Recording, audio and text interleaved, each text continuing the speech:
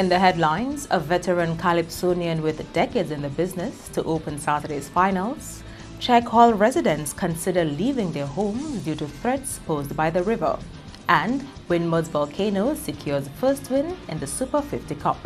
I'm Andrea Louis with the Channel 5 News, back with the details after this. Rudolph Thomas Enterprise in Portsmouth, your suppliers of building materials and hardware products. Over 20 years experience in the business. Rudolph Thomas has lumber and plywood, galvanized and fence pipe. Check out Rudolph Thomas for ceramic and vinyl floor and wall tiles, nails, nuts and bolts, paint and painting supplies. And check out their line of electrical and hand tools. Go now to Rudolph Thomas on 1240 Bay Street in Portsmouth. Do you need more cash for that home improvement? Then come to Fast Cash, where we give you more. At Fast Cash, our customers get more funds and more time to repay. But wait, can't come to us? We'll come to you, and our mobile officer will get you on your way. Small businesses, consumers, and taxi owners. Fast Cash has more for everyone. Simply call or visit any of our locations for more. Smarter, faster, better. Fast Cash. Terms and conditions apply.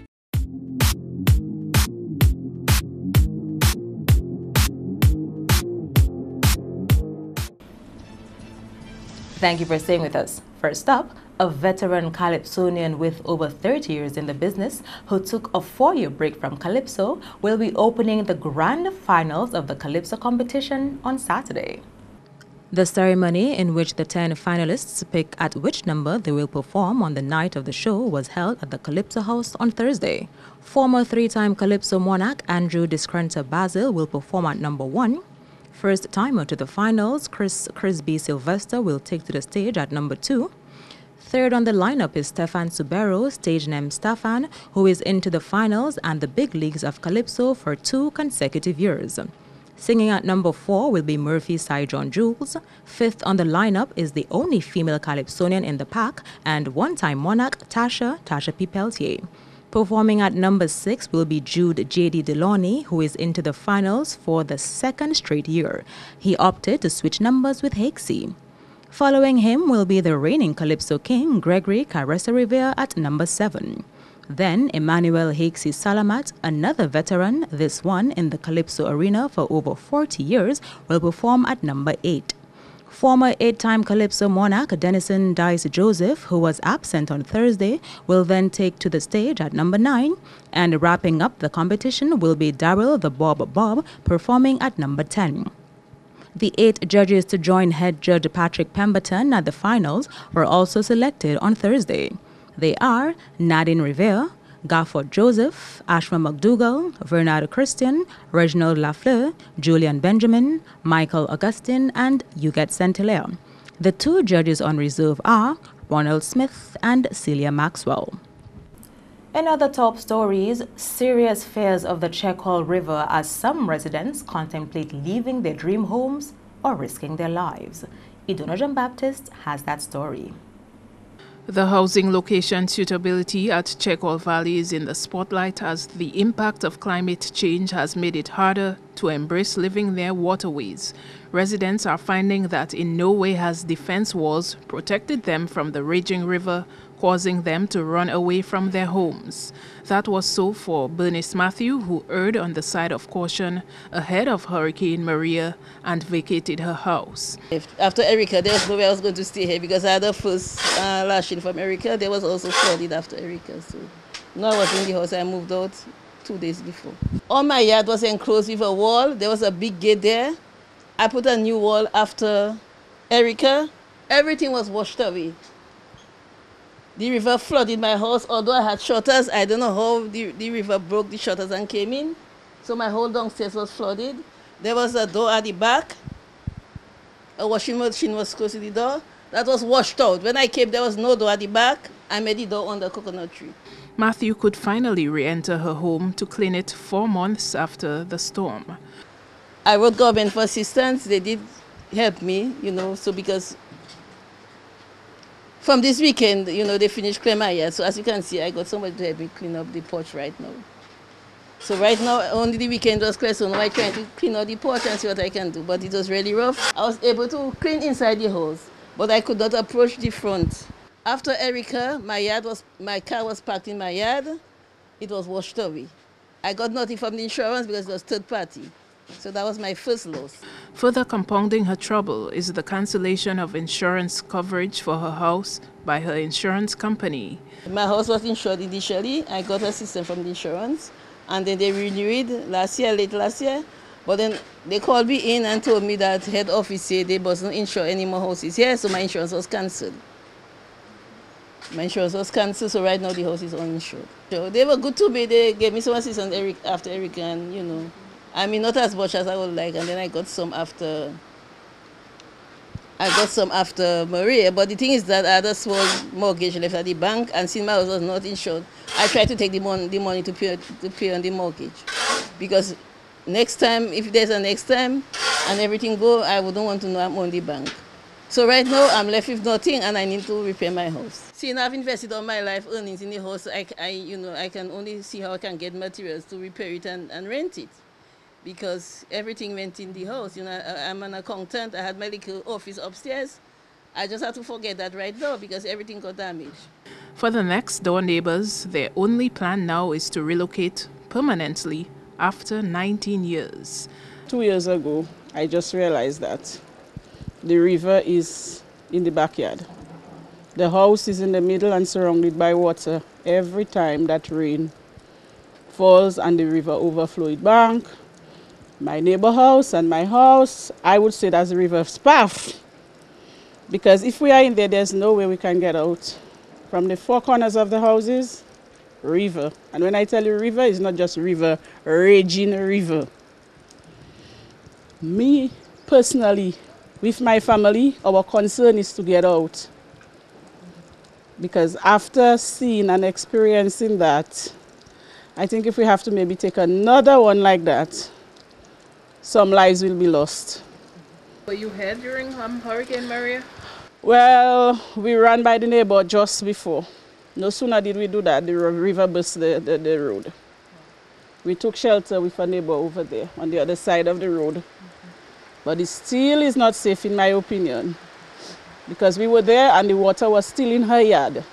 Took a vehicle from her yard. Though she's in an upstairs and she's on the other side. The Georges had to resort to refurnishing their downstairs apartment after Tropical Storm Erica. It's like spending money that I doesn't have. So right about now, I just have to leave it as it is, take it one day at a time. I'm in the process of looking for a house to rent. Unfortunately, I cannot come up yet with one. That's the only reason you met me here today.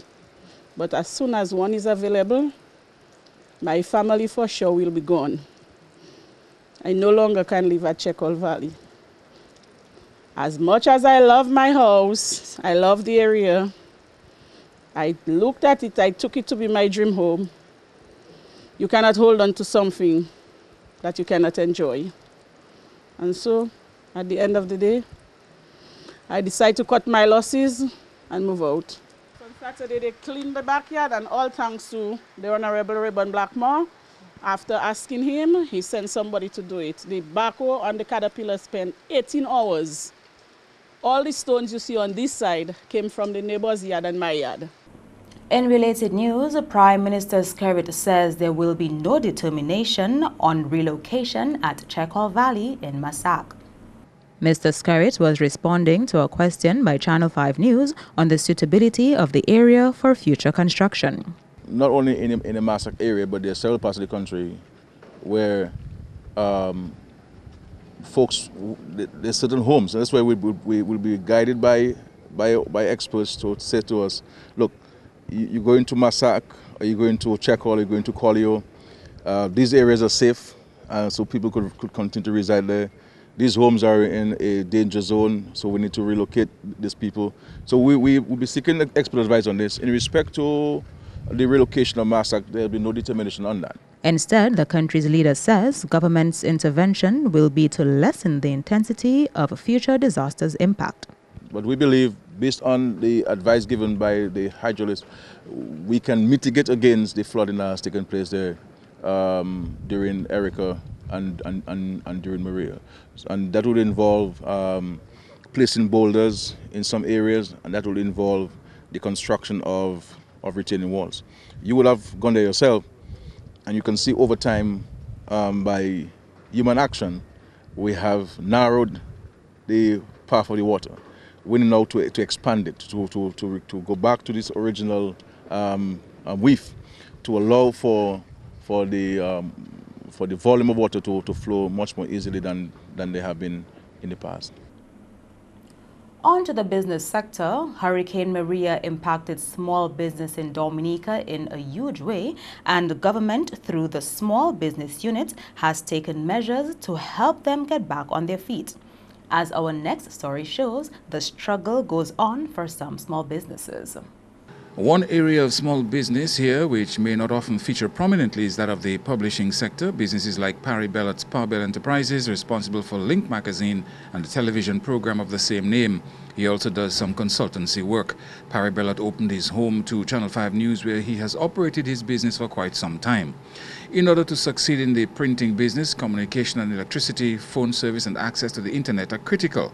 4 months after Hurricane Maria, Parbell Enterprises is finding it challenging to continue operations.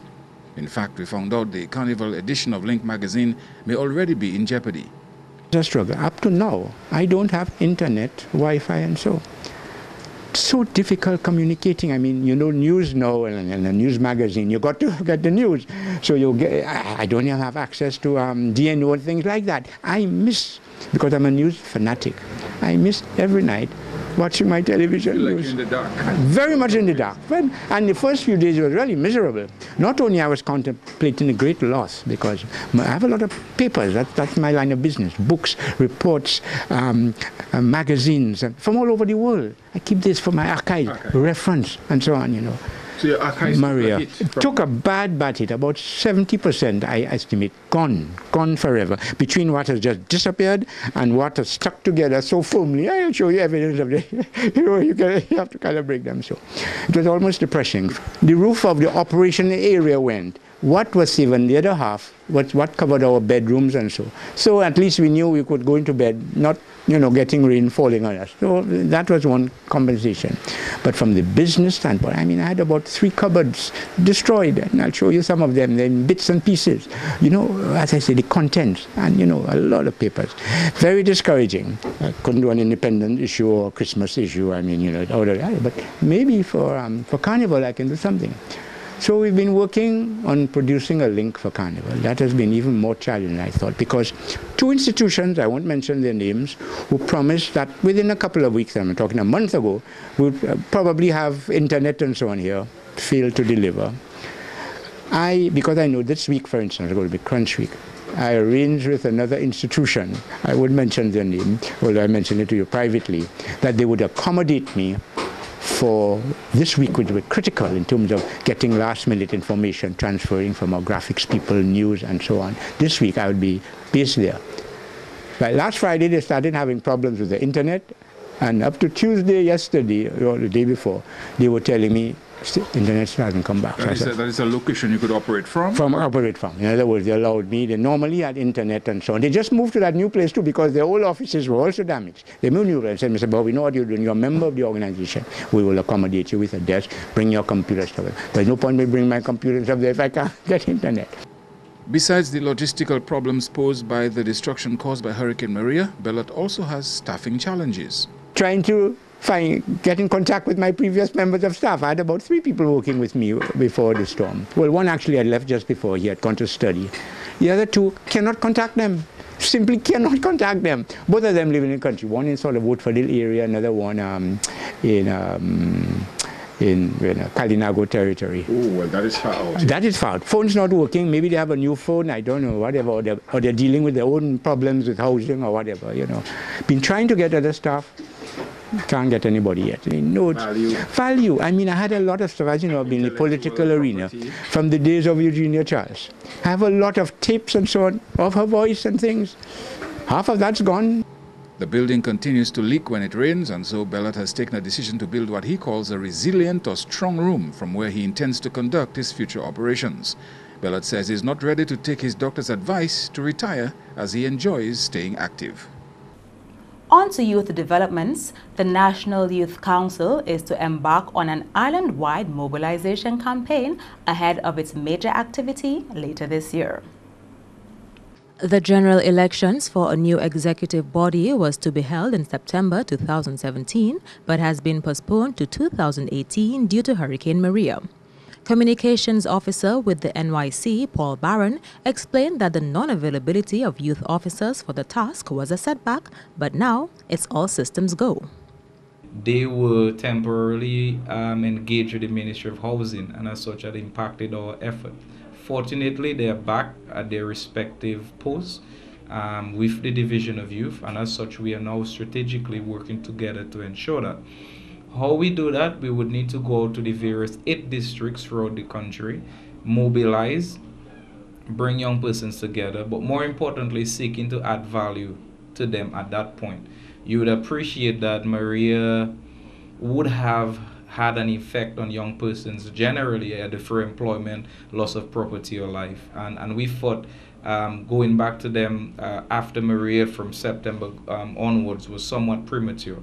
We think now the country has attained a state of normalcy. Communication networks are up, and also road networks are up, and we're able to access these various communities. And as such, we want to do so. Paul went on to say that the NYC will be engaging the youth in different formats once in the communities. We will be engaging the various groups in these communities, and we're not going to do it in the form of a forum per se, but rather meet them where they are.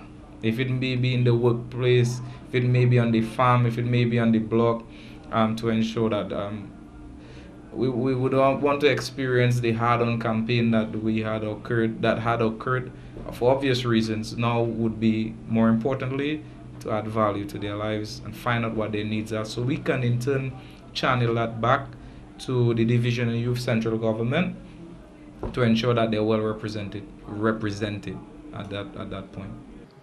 The date for elections is 28th April, the last Saturday in that month.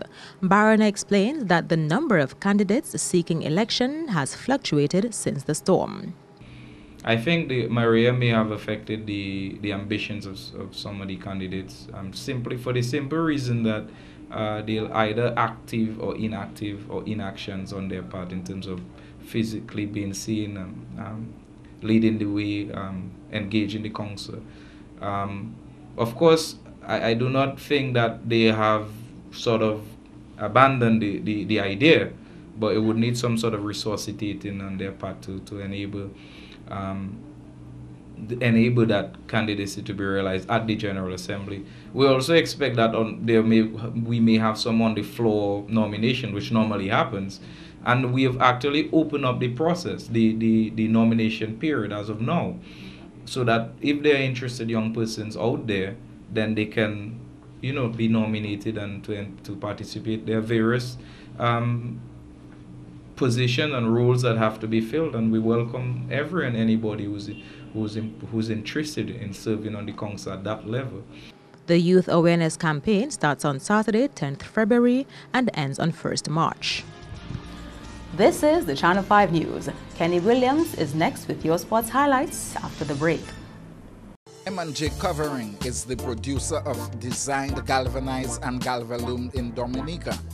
They design to your specifications, color and length, 4 styles of galvanized and galvalume pre-painted roofing sheets as requested, and supply all your galvalume accessories. M&J Covering helps you control spending and reduce waste. At M&J Covering, they are also equipped to build your roof to precise standards anywhere on island. So come to M&J Covering at 1 Mile in Portsmouth or call 445-5001, 275-5003 today. Trust me, fellas, HIV is for real. Don't take chances, it's not worth it. Use a condom every time, fellas.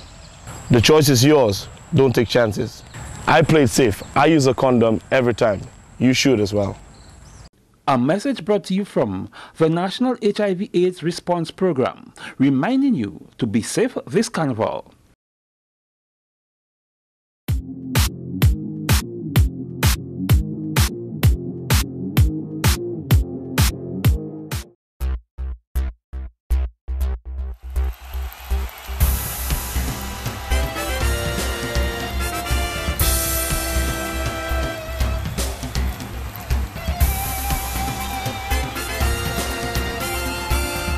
First up in sports, a 4-wicket haul by Shane Shillingford helped give Volcanoes their maiden win, while Shy Hope went on to steer Barbados to their 4th consecutive victory in the Super 50 Cup on Wednesday, beginning with the Volcanoes versus Hampshire match, where Windwards went on to win by 6 wickets. Hampshire won the toss and elected to bat first and scored 200 runs. Jimmy Adams was their leading run scorer with 83. Despite Adams' performance, their batting lineup soon felt the brunt of a vicious Volcanoes bowling attack with 4 from 32 from Shane Shillingford. Kirk Edwards added a solid 71 not out, while Andre Fletcher supported with a timely 53. Fidel Edwards picked up 3 for 52 for Hampshire. Meantime, Volcanoes skipper noted the win against Hampshire was a good confidence booster for his team. We hadn't started the tournament well. I'm sure you would agree that the type of team we have, we're not getting the results that we want. But, sometimes as a team, the more games we play, the more together we get. So we're slowly getting there. We just know that our best game is yet to be played. So, we just maintaining as a team together and, hopefully finish on a high in the tournament. When we sat down and planned, we thought that we could bowl first if we wanted to win the game and get the extra point. And, coming in this afternoon, we saw the wicket kind of dry, so we had kind of doubt. But you know what? When we were simple, unfortunately, we lost the toss and they chose to bat. So we got the early moisture, the ball spin a bit, and I just utilized that. In the other match, we can tell you that Barbados defeated combined campuses and colleges by 183 runs. The winning side took first knock and scored 254 for 6. Shy Hope smashed 102 to set the winning tone for his team. Roston Chase helped steady the score with a well-deserved 72. Set 255 for victory, CCC was dismissed for a meager 71 in 32.2 overs. The highest scoring batsman in that match was Ryan Hines, 32. Seaholder bagged 3 for 31 for Barbados. We continue with football, where 3 players have been suspended from all activities organized by Dominica Football Association, while Central Cooperative Credit Union Dublin Football Club were stripped of their match points in a recent game. According to a report by DFA's Public Relations Officer Gerald George, Cheston Dangleben, Vince Francis and Lane Hogan of Boston Warner have been suspended with immediate effect as a result of their behavior in their game against We United in the DFA Flow Nations Cup on Saturday. The players were found guilty of breaching Articles 32, 33 and 36 of the DFA Revised Rules and Regulations of 2017. Meantime, Dublin FC lost their match points for using an ineligible player in their match against Exodus Football Club 2 weekends ago when they won 2-0. The Flow Nations Cup is scheduled to resume on February 17 and 18. Next up, Northeast Comprehensive was dominant in their playoffs of the Sports Division Secondary Schools Under 20 and Under 16 divisions on Wednesday. In their game against Portsmouth Secondary, NECS girls stated their dominance with a close win in the Under 20s, but Portsmouth Secondary would not go down without a fight. In the first quarter, NECS led 9-7. The winning team then piled on 10 more points in the second quarter to set the score at 19-11. There was some fightback from the PSS girls in the third quarter when they scored 21 against NECS's 25. However, the winning team finished things off with a 32-25 victory. Kayla and Etheline Telemack scored 18 from 26 and 14 from 25 respectively for NECS, while Sanila Langley netted 20 from 27 for PSS. Meantime, coach of NECS says her team used the strategy they learned in training, and the reward was a spot in the finals, which she is looking forward to. I think the girls went out and they played to their best. They followed the instructions, they followed our game plan, and they executed. Yes, I could see there were times when they felt a little tired, but you had to keep encouraging, you had to keep motivating them. At the end, they played their hearts out, and I'm very proud of them today. We will sure come out there, and I expect the team to represent themselves, represent their school, their villages, everyone who has been supporting them throughout the entire league. And we'll just come out to the finals and we'll give it our best. While PSS went down to NECS when they needed to win most, coach of the Portsmouth-based team noted how proud she was of her team and says next year's squad will bring their A-game to the competition. From this competition, first of all, my babies played an exceptional game and I have no regret. This was one of the best games of the competition and I would like to congratulate Northeast Comprehensive on their way. However, I think that going forward, Maria affected our training, so my babies were not at their best. However, I think that they put forward their best foot, and regardless of the little hiccups, for example, refereeing and so, I think that all in all, they played the best in the victory. Going forward, I think that, well, our course is up and running, so we can continue by training and working hard and coming back next year bigger and better. Okay. Northeast Comprehensive will come up against Dominica State College in the final in the under-20s on February 19. Meanwhile, in the under-16s, NECS went on to defeat Isaiah Thomas Secondary 23-11 to book a spot in the finals. Etheline Telemac scored 15 from 19 attempts for the winning team, while Jennifer Joseph and Aikisha Peter came in with a meager 6 and 5 respectively for ITSS. NECS will play PSS in the final, which is carded for February 19. Finally, St. Mary's Academy went on to defeat Casabru Secondary 3-1 in the 2018 Sports Division Schoolboys Volleyball Championship on Wednesday. Home advantage didn't work in the favor of the CBSS boys when they went down to the visiting SMA team in their second match of the competition.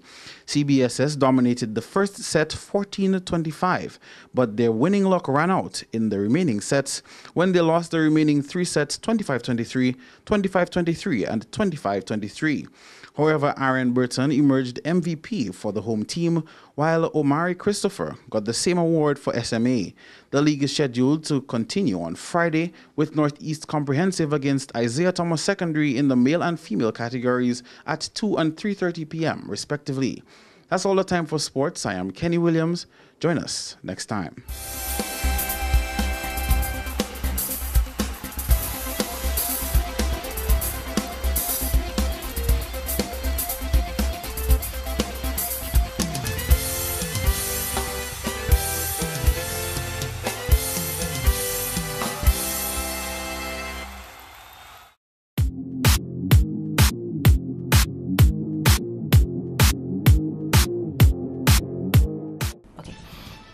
To end the news, the headlines again.